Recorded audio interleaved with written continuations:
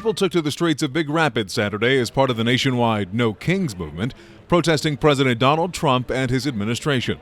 We don't want kings. We don't want a government that is serving the billionaires at the expense of the people. The demonstration was put on by Indivisible West Central Michigan, headed by Jennifer Cochran. The organization, which is officially nonpartisan, held another protest back in April, seeking to garner support and opposing what the White House is doing. One estimate put the number of protesters around 350, but Cochran said there could have been as many as 500. We had farmers here who are expressing their concern about the policies because they are getting hammered by tariffs, and they are getting hammered now by a lack of migrant population to help pick their crops.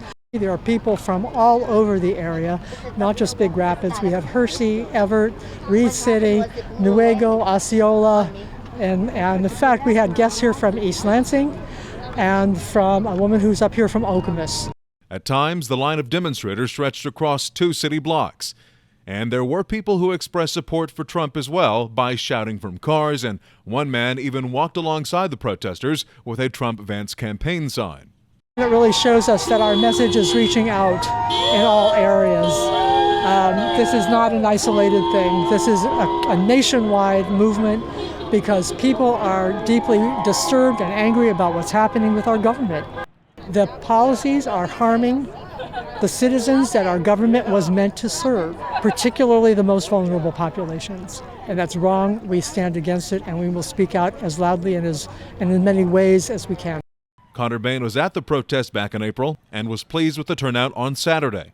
I'm really glad so many people from Big Rapids showed up to speak their truth, to support freedom and make sure that we're not repeating history.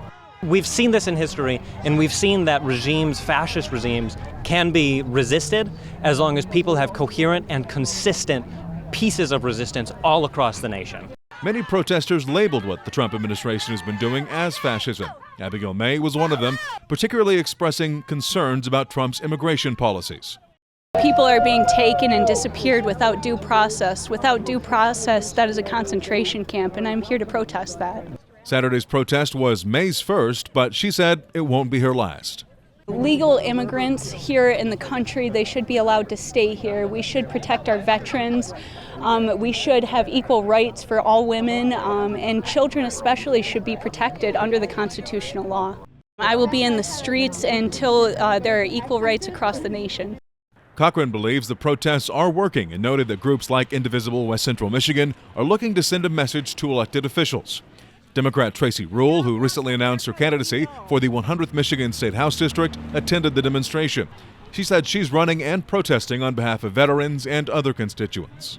What we're seeing locally is grants that have been promised by our federal government are being taken away. There's going to be a lot of things that this federal government is doing that is going to impact our state, and our legislators need to start preparing for that.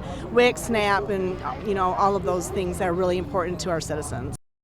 Overall, though, those walking with signs and chanting said their efforts boiled down to their desire to uphold the Constitution.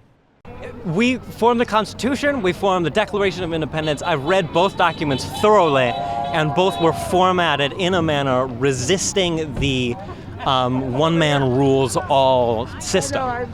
It's astonishing that we are in this place today when we fought a revolution to divest ourselves of a tyrannical monarch.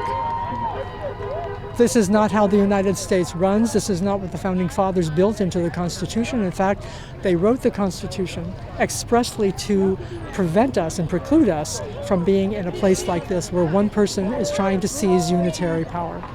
We are the people. They serve us. We do not serve them, and they need to start remembering that again. Cochran said there may be more protests in the future and thanked those who attended, as well as passers-by who supported them by honking their horns. Rule was likewise happy with how the protest turned out. I'm just very proud to see all the young people sharing their voices and all of the expertise from our senior citizens who have experienced America for a long time, and they've seen the good and the bad, and they're concerned that we're going back to the bad. Everybody who came out today truly loves America, and that is why they came out, and no one's a paid protester. Reporting for The Pioneer, I'm Remington Hernandez.